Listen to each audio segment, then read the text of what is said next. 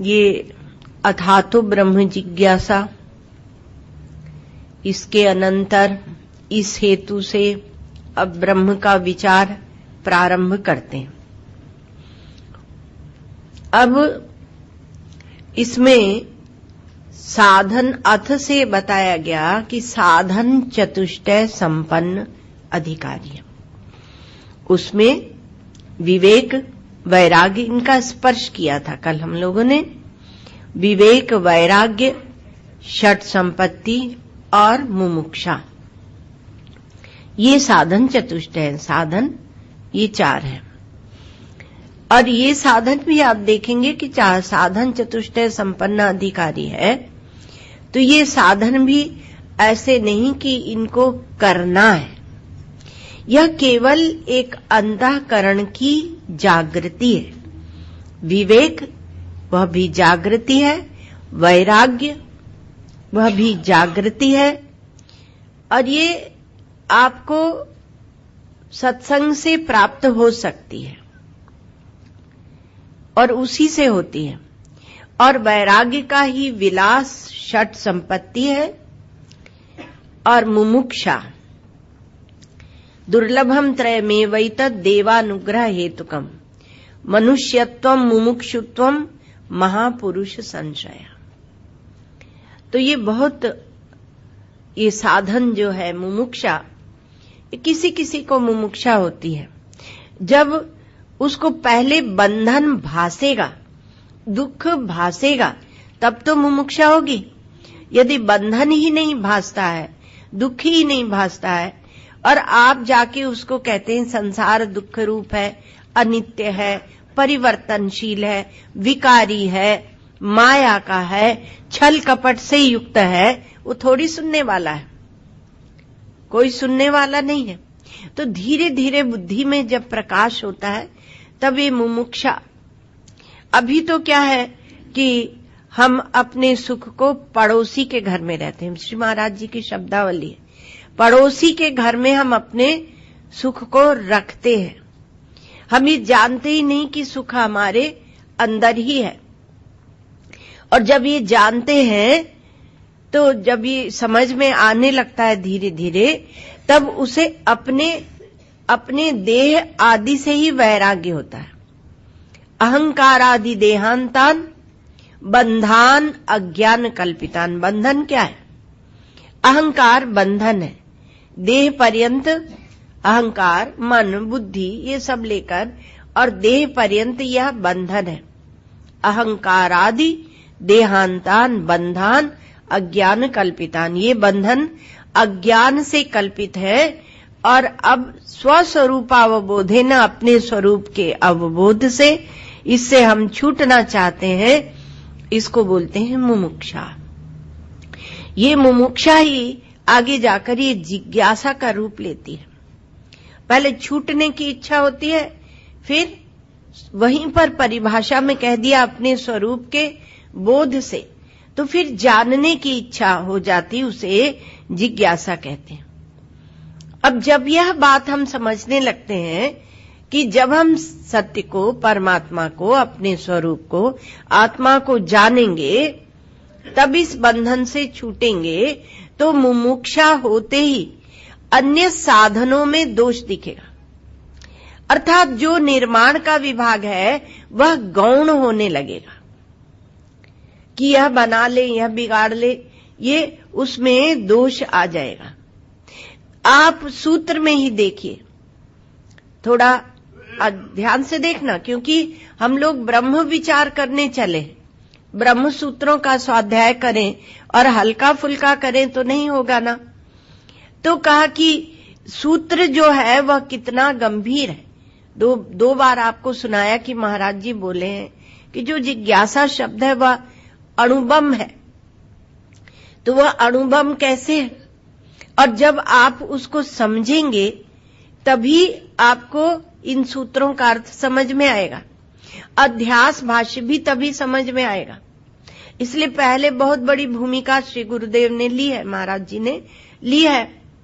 तो कहा कि यहां पर अथातो ब्रह्म प्रेप्सा, ऐसे क्यों नहीं कहा?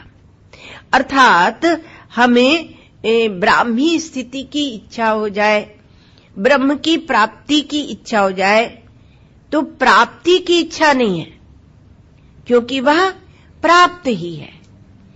और कहा कि ब्राह्मी स्थिति हमारी हो जाए, ब्राह्मी स्थिति की इच्छा हो जाए, तो कहा स्थिति किसकी किसमें होगी, स्थिति किसकी किसमें होगी, क्योंकि जो एक अद्वितीय तत्व है, अपरिच्छिन्न तत्व है, उसमें स्थिति की भी बात क्या। तो जो हम चाहे स्थूल कर्म अथवा सूक्ष्म कर्म अथवा कर्म का निषेध, क्योंकि हम धर्म में कर्म करते हैं, उपासना में सूक्ष्म कर्म करते हैं, और जब योग में जाते हैं तो हम कर्मों का लय करते हैं। तो उसमें कर्म का निषेध कह लो उसको समझने के लिए, तो कर्म का निषेध, लेकिन अर्थात अभाव, कर्म और कर्म का अभाव, इतने तक जब हम रहेंगे तो हम उसी विभाग में रहेंगे, साधन के विभाग में रहेंगे। तो उस कर्म प्रधान जो साधन होते हैं वो आपकी गति कराते हैं। तो गति कैसे, तो कहा कि कहीं ऊपर तक ले जाएंगे। जैसे आपने कर्म किया, शुभ कर्म किया, तो स्वर्ग आदि की प्राप्ति हुई। तो स्वर्ग को हम क्या मानते हैं, ऊपर है, ऐसे ही कहते हैं ना। तो कहीं ऊपर तक, जैसे ढेला फेंका तो ढेला ऊपर तक जाएगा, और उसके बाद जितनी जोर से आपने फेंका है उतनी दूर तक जाएगा, उसके बाद वह नीचे आ जाएगा। तो कर्म प्रधान जो साधन होते हैं उनकी यह गति होती है। आप बहुत सत्संग किए हुए हैं आप लोग, इसलिए हम संक्षेप में ले रहे हैं, प्रत्येक वस्तु का स्पर्श ही कर रहे हैं। विस्तार में तो बहुत समझाया जा सकता है। तो कहा कि उससे लोकांतर की प्राप्ति होगी, किसी लोकांतर की प्राप्ति होगी। देश विशेष में जाएंगे आप, तो देश विशेष में जाएंगे तो उपासक लोग अपने इष्ट देवता के लोक में जाते हैं, धर्मात्मा लोग स्वर्गादि लोक में जाते हैं। हमारे ही भारतीय दर्शन है एक जैन दर्शन, उसमें अलोकाकाश में जाते हैं, सिद्धशिला में बैठते हैं, ऐसे लोकांतर में जाते हैं। और योगी लोग अंतरदेश में जाते हैं। देश की बात वहां भी है, वहां कहा अंतरदेश में जाते हैं, अर्थात बहिर्देश का त्याग कर देते हैं। इंद्रियों से जो दिखने वाला देश है उसका त्याग कर देते हैं और अंतरदेश में जाते हैं। तो जो देश विशेष में प्राप्त होगी वस्तु, उसको क्या आप ब्रह्म कहेंगे? आप सब बहुत बुद्धिमान हैं और सुनते हैं, आप उसे ब्रह्म नहीं कहेंगे, क्योंकि वह देश विशेष में प्राप्त है। तो कहा कि जो भी हम भावना बनाते हैं, जो हम एक कल्पना बनाते हैं, तो वो कल्पना, उसके साथ कल भी विचार किया था कि देश काल और वस्तु जुड़ा रहता है। हमने ये देखा, हमने वो देखा, हमारी इतनी उम्र, हमारी कहीं न कहीं एक देह को बीच में रखकर और कल्पना हम गूंथते रहते हैं, या इंद्रियों से जो हमें दिखता है उसके अनुसार कल्पना करते हैं। इंद्रियों की वहां गति होती है।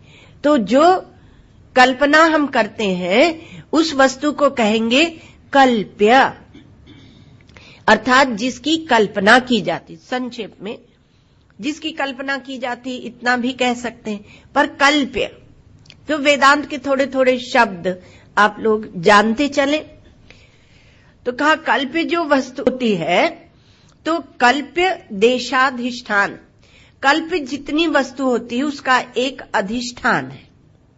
तो हम क्या सोचते हैं कि दुनिया बहुत बड़ी है, और फिर क्या ब्रह्मांड के ब्रह्मांड, यूनिवर्स के यूनिवर्स, तो ये सब क्या हम आंख से देख तो नहीं पाते। तो ये हमारे बौद्धिक प्रत्यय होते हैं। एक इंद्रियक प्रत्यय बनता है, एक मानसिक प्रत्यय बनता है, एक बौद्धिक प्रत्यय बनता है, अर्थात उससे भी एक प्रत्यक्ष होता है। तो बुद्धि से हम उसको समझते हैं, तो बुद्धि से हम बहुत विस्तार वाला एक देश, ऐसी एक कल्पना करते हैं, तो उसमें कोटि कोटि ब्रह्मांड समाये हुए हैं। शास्त्रों ने तो बहुत कल्पना दे दी आपको। वैज्ञानिक कितनी कल्पना दे सकेंगे? वैज्ञानिक भी जितनी खोज कर रहे हैं, आप लोग बुरा नहीं माने, माया में ही कर रहे हैं। तो माया, तो इसमें कहा कि क्योंकि इंद्रियों से है, इंद्रियां स्वयं ही माया है, तो इंद्रियों से जो खोज होगी वह माया में है। तो कहा कि वह जितना फैला हुआ एक देश है, उसमें एक काल के, बहते हुए काल की कल्पना है, और उसमें वस्तुएं हैं। तो वस्तुएं, अभी तो हम वो हमारा दोस्त, वो दुश्मन, वो भाई, वो बंधु, इसमें अटके हुए हैं। लेकिन यहां शास्त्र जब कल्पना देता है, आप जब यहां बैठ के कल्पना कर रहे हैं, तो ब्रह्म तत्व का विचार कर रहे हैं, तो आपकी कल्पना कहां जाएगी? कहा कोटि कोटि ब्रह्मांडों तक ले जाओ। कल्पना ही करनी तो बड़ी करो बाबा। हमारे अब वृंदावन में पूज्य स्वामी वामदेव जी महाराज प्रवचन करते थे वेदांत पर, तो वो बोलते थे कि 2-4 बच्चे खेल रहे थे, तो झूठ मूठ खेलते हैं ना, तो झूठ मूठ में बोले कि चलो अब अपन सत्तू खाते हैं। तो कहा सत्तू घोलो और खाओ। तो दूसरे बच्चे ने कहा कि सत्तू नहीं, झूठ मूठ सब चल रहा है, मिट्टी को ही सत्तू बना रहे हैं, खाते होते नहीं, झूठ मूठ ऐसे ऐसे करते हैं बच्चे। तो बोला कि जब झूठ मूठ ही खाना है तो सत्तू क्यों खाए, लड्डू पेड़ा खाएंगे। तो ऐसा तो कल्पना ही करनी है तो कोटि कोटि ब्रह्मांड की करो। तो ऐसा बड़ा भारी जो देश है, तो वह कल्प्य देश है, और कल्प्य देश का अधिष्ठान कौन है? तो हम कहेंगे ब्रह्म। देखना, एक यह शास्त्रीय अध्यारोप है। तो हम कहेंगे कि कल्प देशाधिष्ठान कौन है? कहा ब्रह्म है, और उसको जानने वाला, उसको प्रकाशित करने वाला, तो कल्पना देशावभासक, उस कल्पना देश का भासक कौन है? क्योंकि इंद्रियों से भी हम उसका प्रत्यक्ष नहीं करते। कोटि कोटि ब्रह्मांड, ये बहुत बड़ा आकाश, इसका ना ओर ना छोर, इसका जो ओर छोर नहीं है, यही माया है। लेकिन हम कल्पना करते हैं, कल्पना किए बिना हम रहते नहीं। तो कहा कि उस देश का अवभासक कौन है? तो ये कल्पना आपके हृदय में ही होती है, अर्थात मन बुद्धि के द्वारा ही होती है, और आप ही इसको प्रकाशित करते हैं। तो कहा कि ये ब्रह्म होगा, तो जो प्रकाशित कर रहा है वह ब्रह्म है, कल्पना देश को, अथवा कल्प देशाधिष्ठान जो है वह ब्रह्म है। तो एक और शब्द दिया, कहा उभय देश, कल्पना देश, कल्प्य देश और कल्पना देश अवभासक। तो कहा उभय देश अभाव से उपलक्षित, उभय देशावभावोपलक्षित, उससे जिसको उपलक्षित किया जाता है, अर्थात उसको लखाया जाता है, उसकी ओर इंगित करते हैं, उसकी ओर इशारा करते हैं। क्यों करते हैं? कि जिसमें आपके हृदय में ऐसे एक तत्व को जानने की इच्छा जाग जाए, ऐसा भी एक तत्व है, ओहो, तब हम उसे कैसे जानेंगे? ऐसे आपके हृदय में इच्छा जाग जाए, तो उभय देशावभावोपलक्षित वह ब्रह्म है। देखना, ये विचार प्रारंभ कर रहे हैं हम लोग, थोड़ा थोड़ा प्रारंभ कर रहे हैं।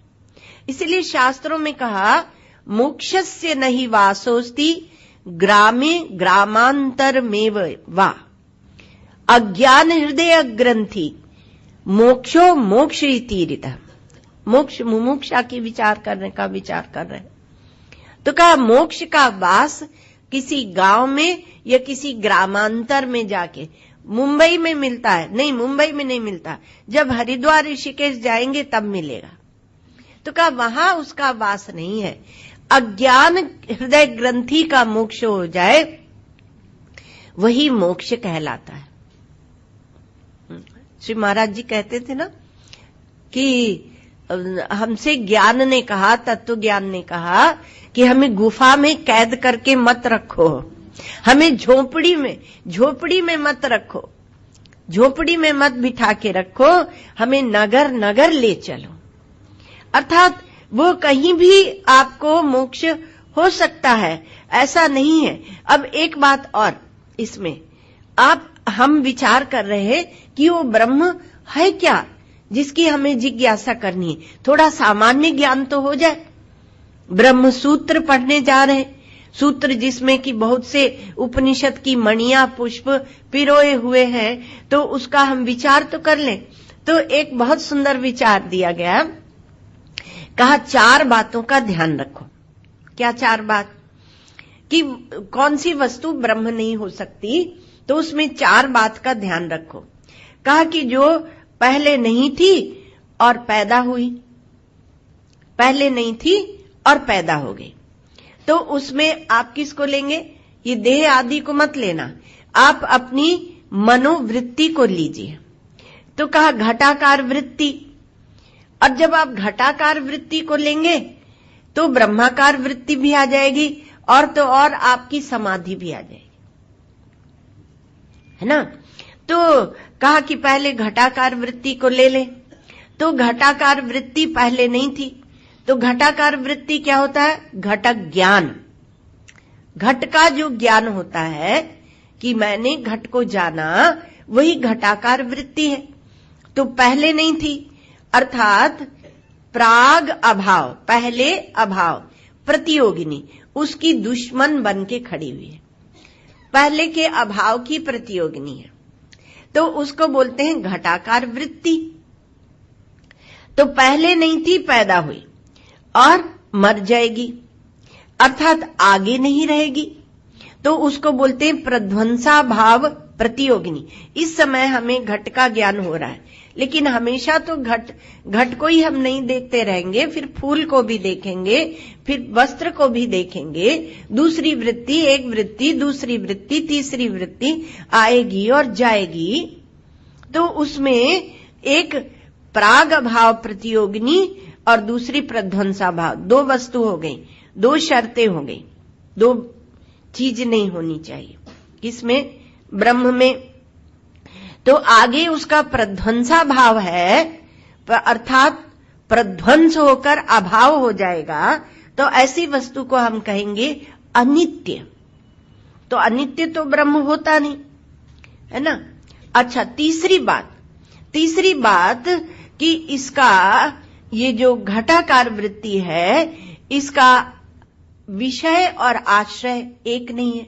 विषय क्या है? कहा घट है, और आश्रय क्या है? जीवात्मा है। तो जीवात्मा जो मैं हूं, मैं इस घटाकार वृत्ति, जो विषयाकार वृत्ति होती है, इसको जानता हूं। तो इसको बोलते हैं आश्रय और विषय में भेद।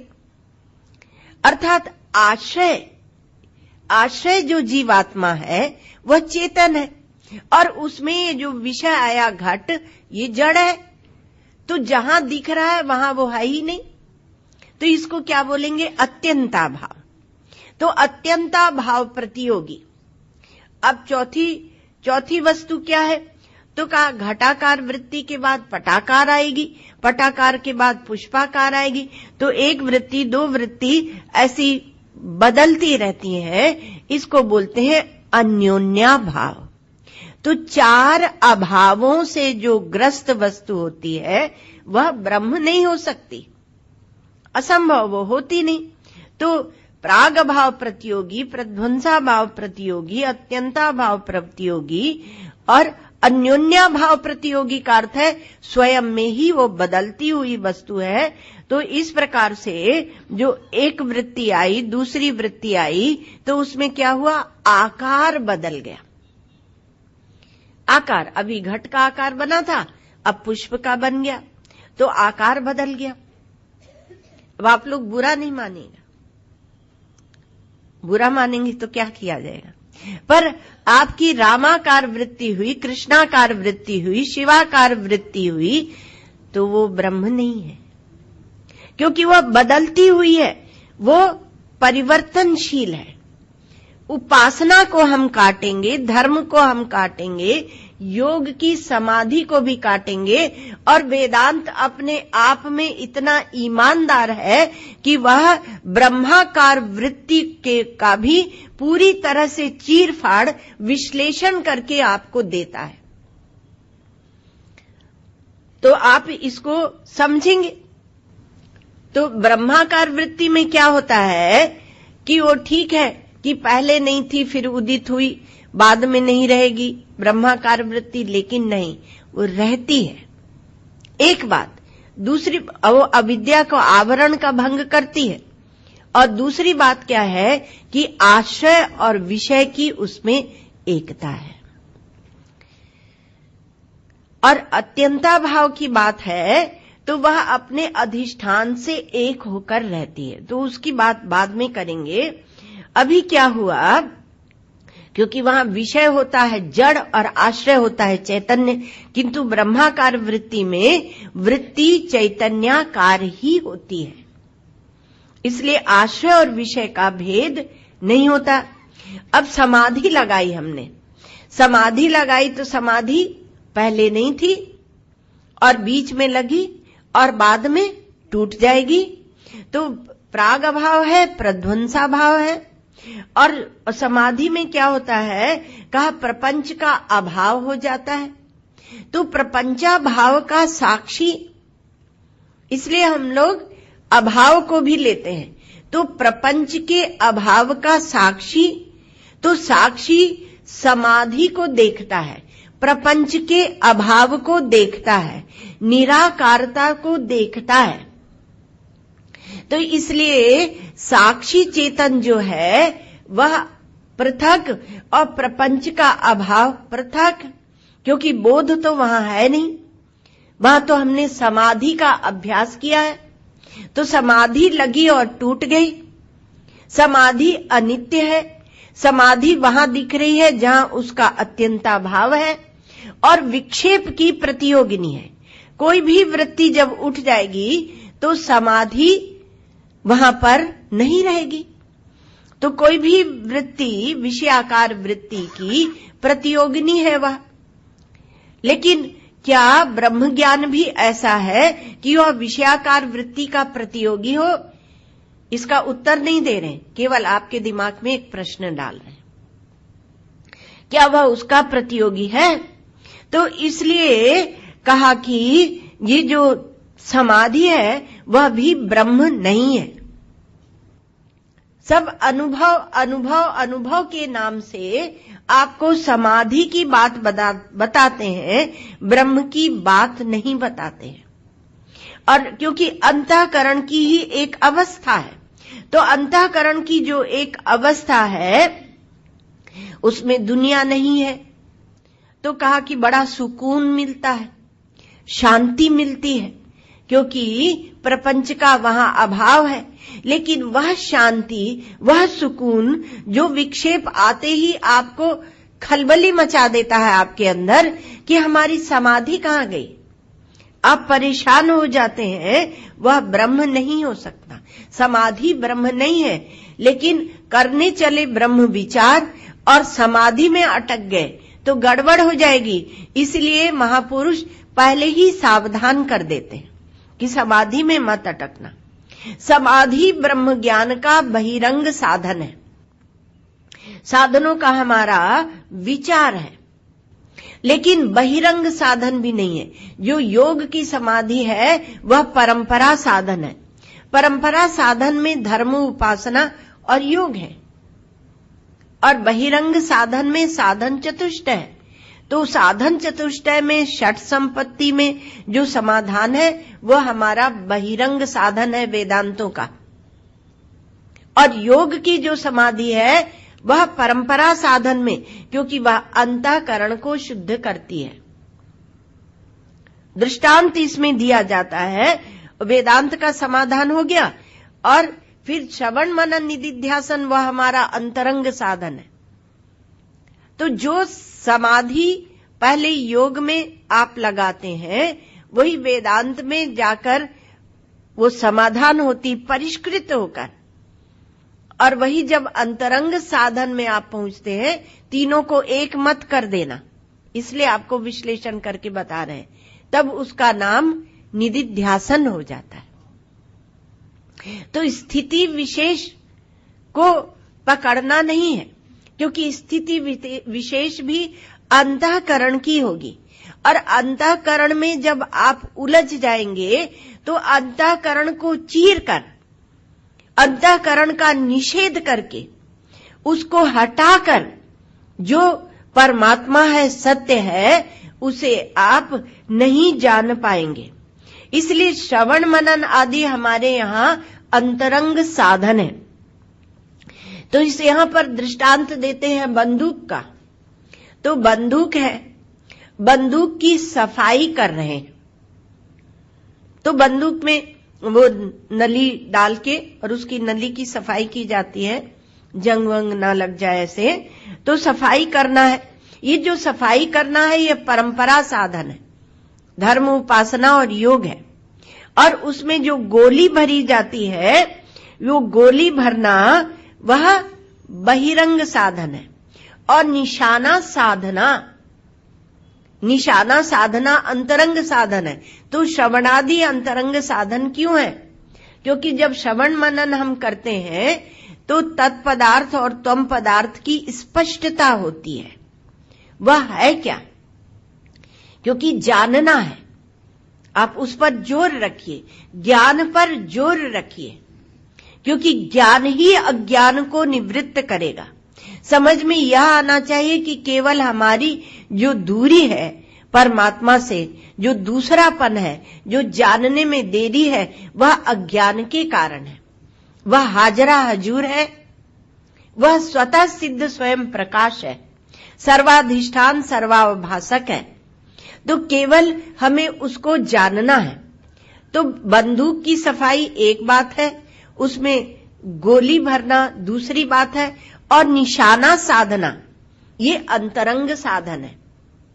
और जब लक्ष्य वेध करते हैं, अर्थात गोली जाके निशाने को के साथ में जो लक्ष्य है उसके साथ में एक हो जाती है, तब उसको साक्षात साधन बोलते हैं। तो अभी बंदूक की जब सफाई हो रही है, उसको आप साक्षात साधन से मिला दें तो कुछ गड़बड़ी है कि नहीं? तब इसलिए उसका ध्यान करना चाहिए। तो आत्मा के स्वरूप के बोधक होने के कारण श्रवणादि ये अंतरंग साधन है। और जो सफाई है वह उससे क्या होता है? विषय वासना की निवृत्ति होती है।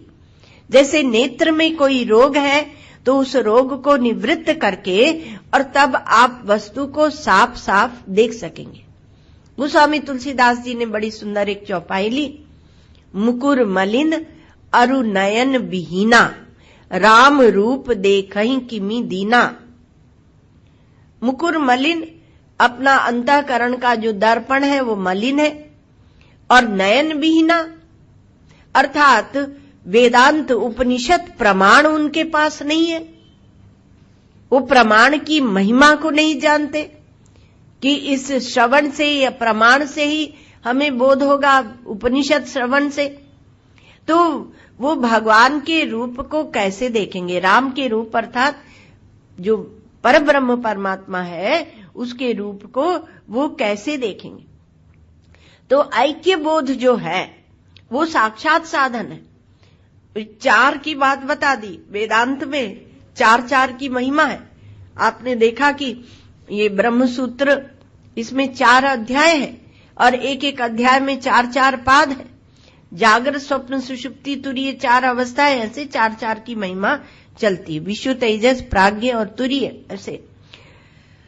तो इसमें ये बात आई कि ऐक्य बोध वह साक्षात साधन है। तो ईश्वर का जब हम विचार करते हैं, सबके यहां ईश्वर का विचार है, सभी मजहबों में, पंथों में है ना, लेकिन ऐसा इस प्रकार से गूढ़ विचार थोड़ा कठिन है। तो कहा कि देखो ईश्वर ऊपर है, तो ईश्वर ऊपर है तो प्रश्न ही उठाया वेदांत ने कि तो फिर नीचे कौन है? क्योंकि आप यदि ये बोलते हैं कि ईश्वर ऊपर है और नीचे नहीं है, तो वह ईश्वर तो आधा हो जाएगा। आपने उसको काट दिया। अभी हम लोग ऋषिकेश गए थे, वहां पूज्य स्वामी दयानंद जी महाराज हैं, उनसे मिले। उनका स्वास्थ्य ठीक नहीं रहता, बहुत प्रसन्न होते हैं, तो बड़े प्रसन्न हुए। साथ साथ में लिए ये पूजा करते हैं, चलो गंगा जी देखते हैं, फिर वेदांत की चर्चा। तो बोलते हैं कि देखो क्या हुआ कि जिन्होंने कहा कि ईश्वर कहाँ रहता है, कहा हेवन में रहता है, और कैसा है, तो कहा निराकार है। तो बोले कि ईश्वर आंखें फाड़ के देखता है कि निराकार भी है और हेवन में बैठता है। वो कैसे बैठेगा? जब निराकार है तो उसका उठना बैठना रहना ये कैसे कहलाएगा? और कहा कि वह सबका फादर है वो।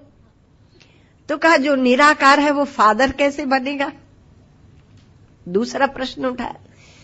अरे भगवान ने कहा कि मूर्खों, ऐसे उन्होंने सुनाया था, यू फूल्स।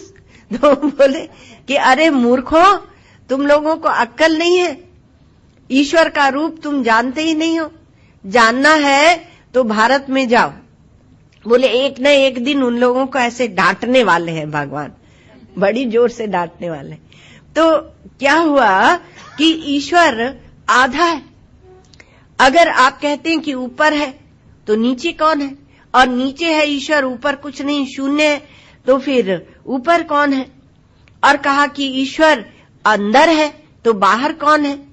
तो जो ईश्वर बाहर होगा, अंदर नहीं होगा, वह भी आधा होगा।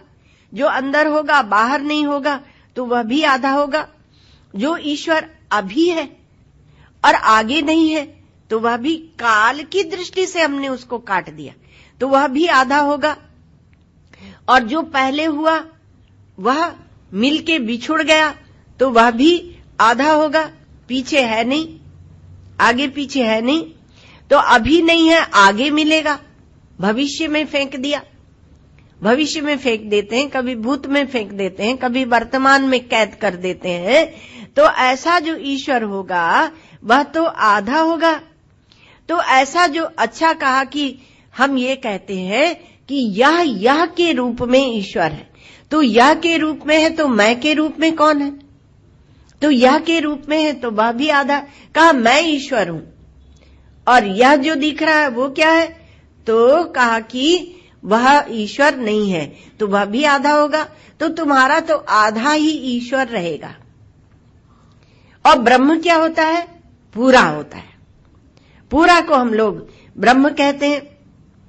तो ब्रह्म जिज्ञासा माने ईश्वर के बारे में विचार तो करो। तो कहा बाहर भीतर, आगे पीछे, पहले बाद में, ये भेद जिसमें नहीं है,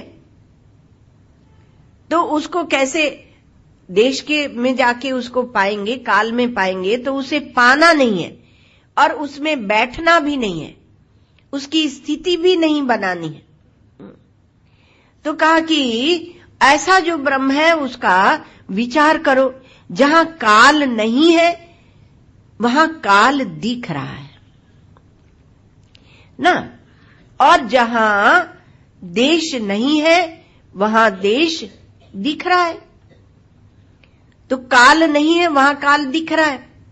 काल तो एक अखंड है और उसमें हमने टुकड़े बना लिए हैं। और जहां देश नहीं है वहां देश दिख रहा है। आंखें बंद करते हैं, देश गायब। सपना देखने लगते हैं, दूसरा देश काल मौजूद। इसका मतलब है कि हम बना लेते हैं। तो कोई भी वस्तु जब दिखती, शिवड़िया बाबा जी महाराज कहते हैं कि कोई भी वस्तु जब दिखती है तो वह अपने अभाव में ही दिखती है, जहां वो नहीं होती वहीं दिखती है, क्योंकि विषय है। और विषय किस में दिख रहा है? चेतन में। विषय होता है जड़ और चेतन होता है चैतन्य। तो चैतन्य में जो जड़ता दिखती है वह जड़ता होती ही नहीं है। तो जब भी दिखती है, अब ये बात वेदांत जब इस प्रकार से बोलता है तो प्रश्न उठता है महाराज। बहुत बढ़िया बात आपको सुना रहे। तो प्रश्न क्या उठता है कि आप ये बोलते हो कि देश वहां दिखता है, देश है नहीं, काल नहीं, वस्तु नहीं, बड़ी जल्दी जल्दी ऐसे बोल देते हो, लेकिन ये दुनिया जो दिखती है वो आपके सिर पर भी चढ़ी रहती है।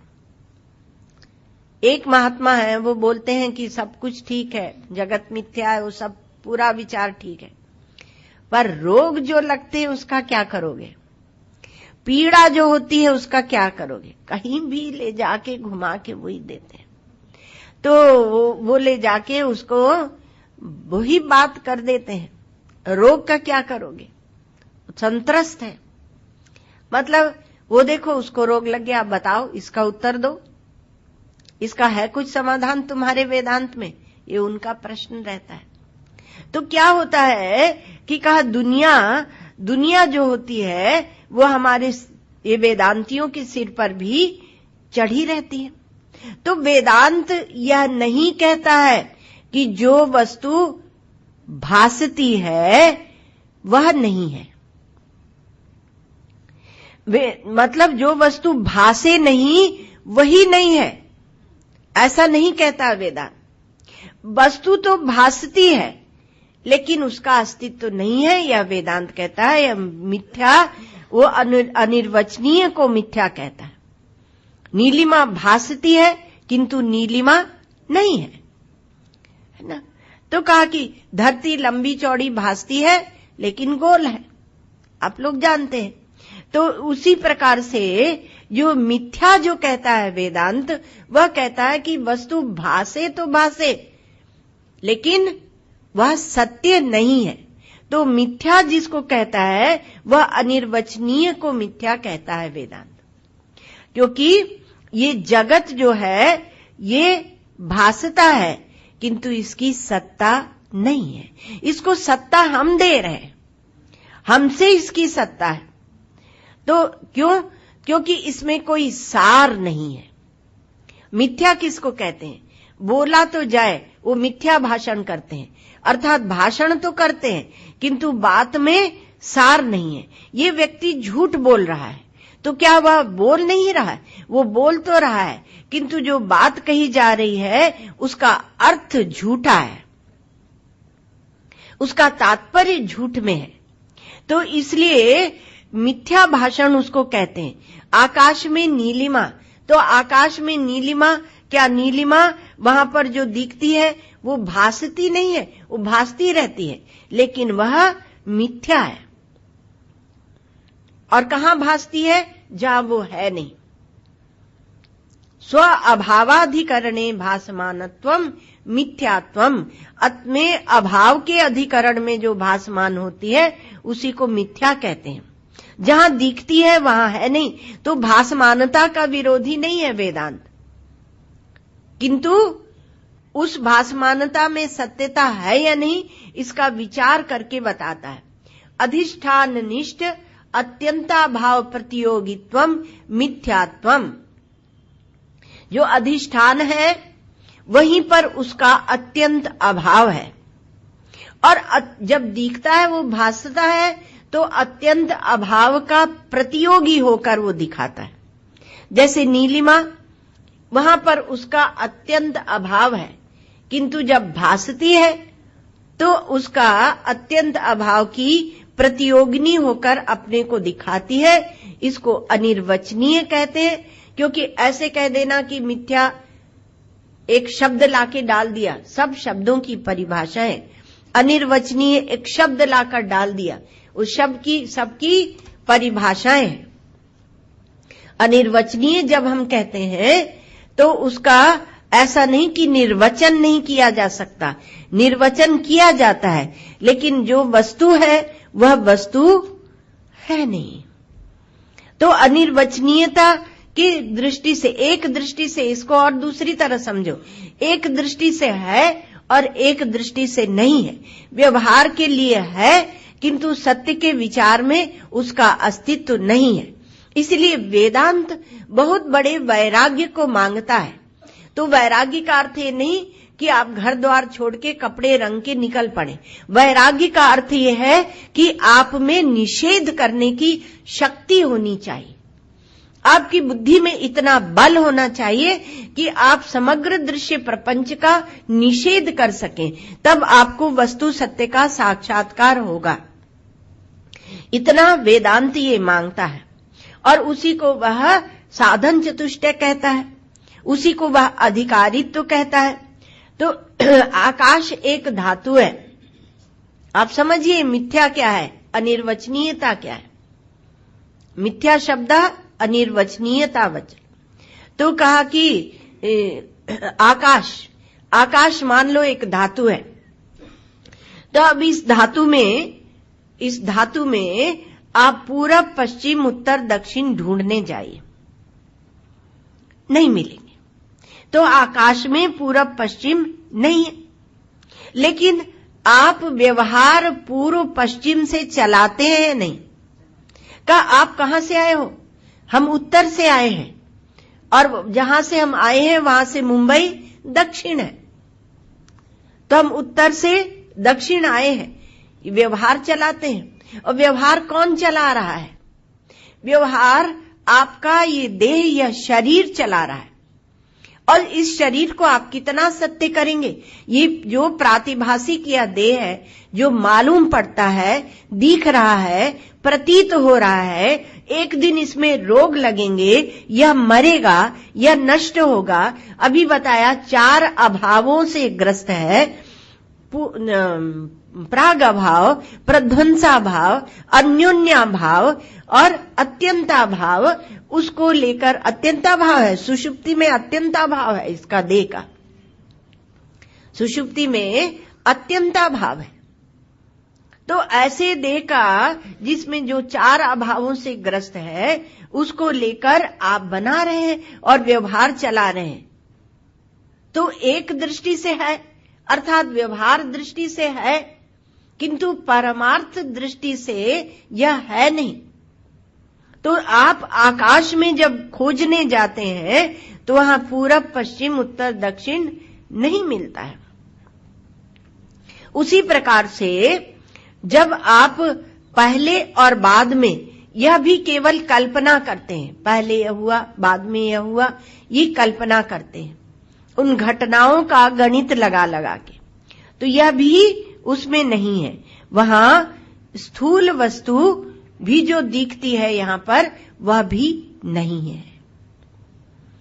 तो कैसे दिखती है? कहा स्वप्न में जैसे दिखती है वैसे ही दिखती है, लेकिन इसमें राग द्वेष करके हमने इसे ठोस बना लिया, इसलिए कहा स्थूल वस्तु नहीं है, प्रातिभासिक वस्तु है, व्यावहारिक वस्तु इसको आप मान लेते हैं और व्यवहार चलाते रहते। ये मालूम पड़ रही है, इसकी एक कल्पना हो रही है। और कल्पना का प्रकाशक कौन है? आपका आत्म चैतन्य, आपकी अपनी आत्मा। और जो कल्प्य वस्तु है उसका अधिष्ठान कौन है? ब्रह्म। जब तक हम नहीं जानते, हम ऐसे 2 भेद करके और रहते हैं, लेकिन जब आप जानते हैं तो जो अधिष्ठान ब्रह्म है वह भी आपका आत्म चैतन्य है। तो दोनों की एकता को वेदांत बताता है कि ये 2 नहीं है, एक है।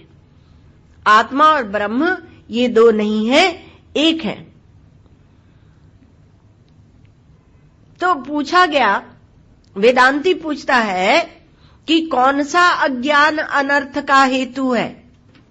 कौन सा अज्ञान है जो हमें बांध रहा है? अनर्थ का हेतु कौन सा अज्ञान है? आत्मा का अज्ञान,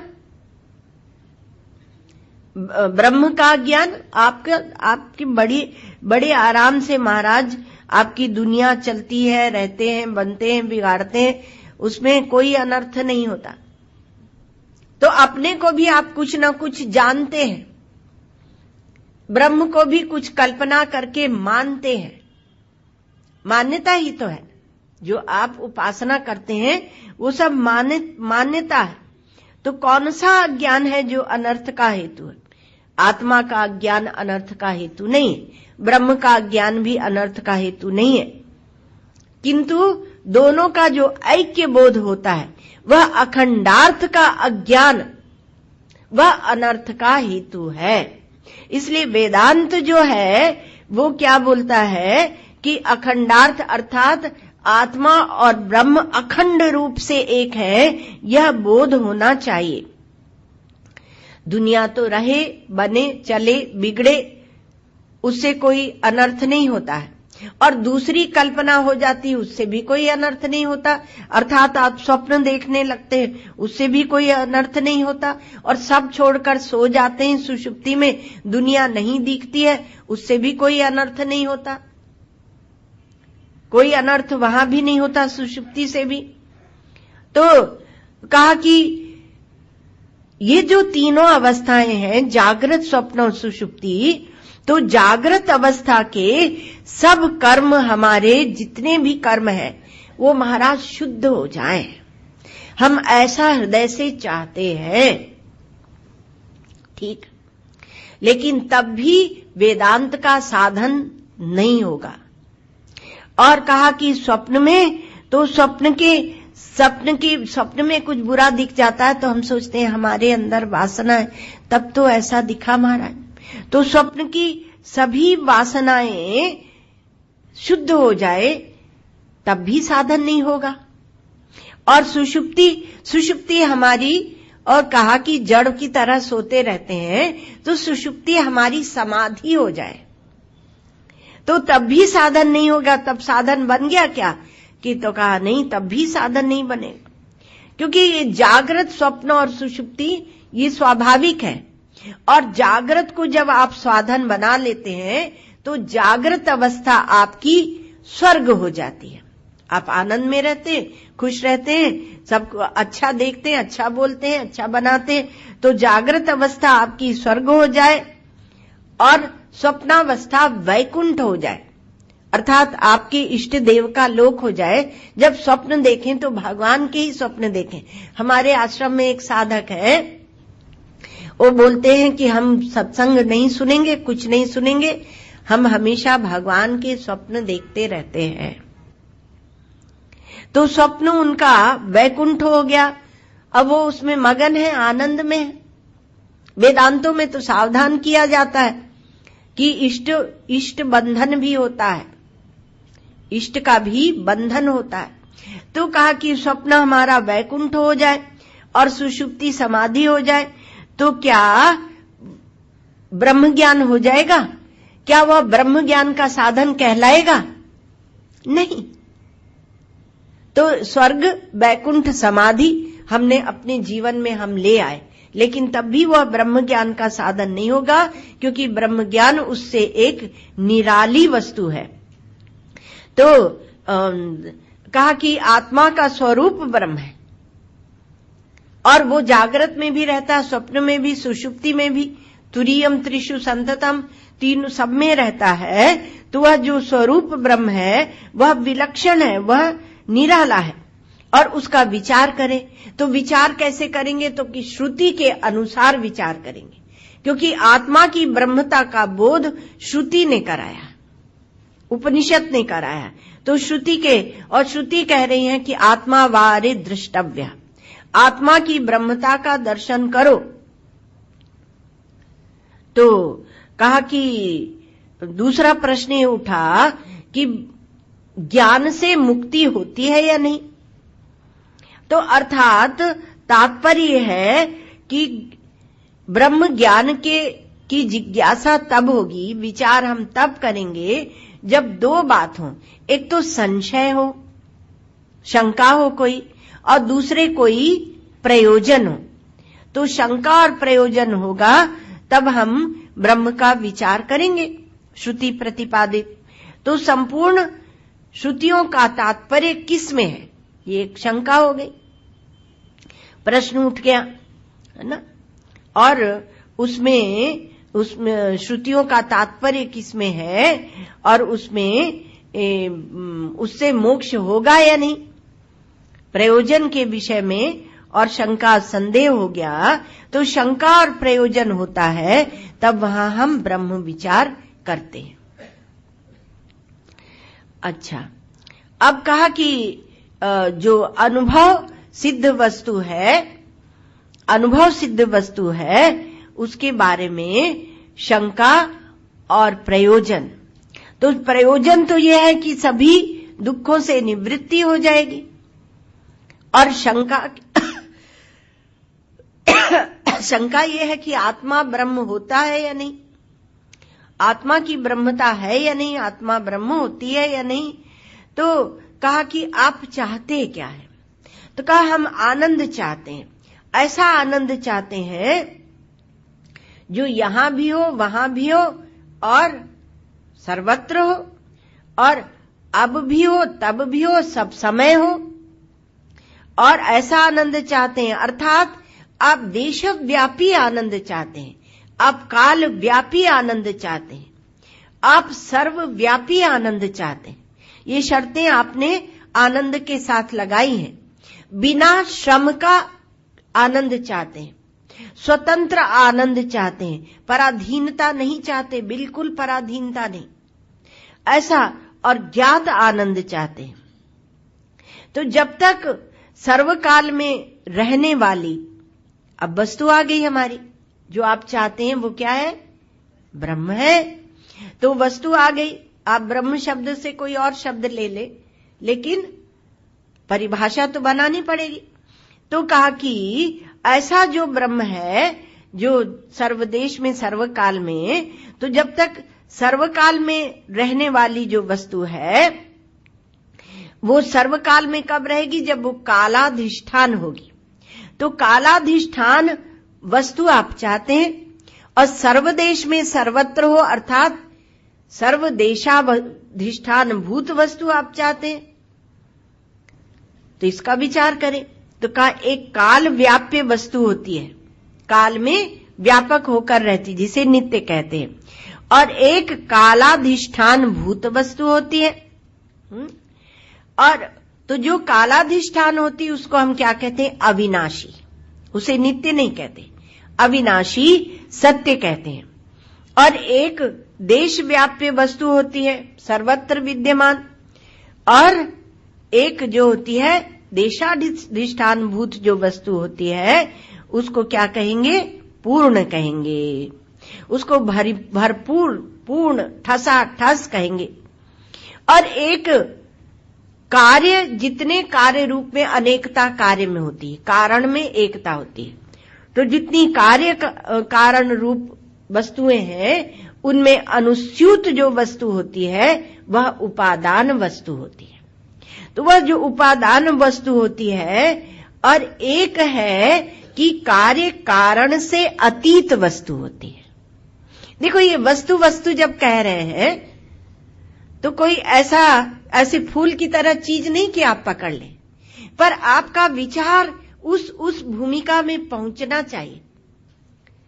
और उत्तरोत्तर जब आप पूर्व का निषेध करेंगे तो आपकी बुद्धि सूक्ष्म होती चली जाएगी और उस ब्रह्म तत्व का स्पर्श करेगी। यह हमारे शास्त्रों का सौंदर्य है।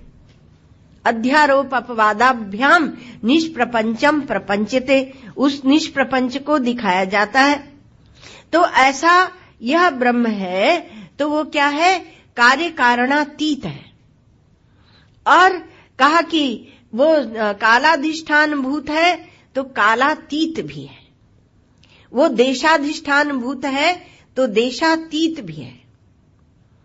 और जब हम उसको कहते हैं भरपूर है, पूर्ण है, तो कहीं न कहीं देश काल वस्तु का एक विचार हमारे मस्तिष्क में, उसके संस्कार बने रहते हैं।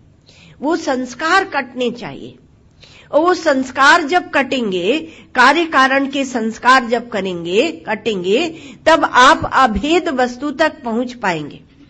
अभेद वस्तु का निरूपण वेदांतों में किस प्रकार से होता है, बड़ी सुंदर बात है, लेकिन समय हो गया तो हम लोगों को यहीं रोकना पड़ेगा। ओम